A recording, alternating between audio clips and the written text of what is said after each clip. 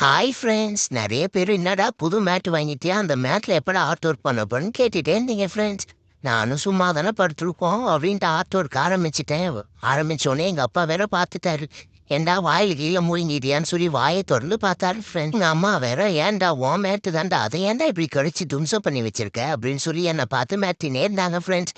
எங்க அம்மா வச்சு வாயால தான் மிரட்டினாங்க. எங்க அப்பா திடீர்னு பொருள் எடுத்து மிரட்ட ஆரம்பிச்சிட்டாரு.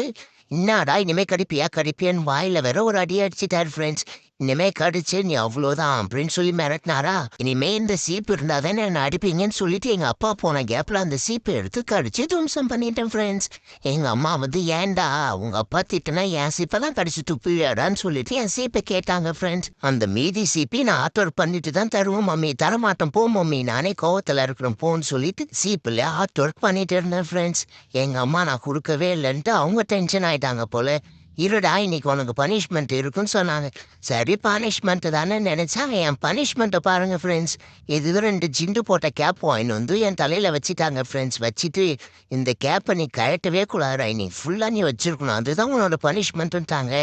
என்ன பார்க்க எனக்கவே சிரிப்பு சிரிப்பா வந்தது ஃப்ரெண்ட்ஸ். சரின்னு சொல்லிட்டு அம்மா சொல்லிட்டாங்களேன்னு அந்த கேப்ப போட்டுட்டே படுத்து தூங்கிட்டேன் ஃப்ரெண்ட்ஸ். என்னோட ஆர்ட் ஒர்க் எப்படி இருந்துச்சுன்னு கமெண்ட்ல சொல்லுங்க. பாய் ஃப்ரெண்ட்ஸ், வரட்டா?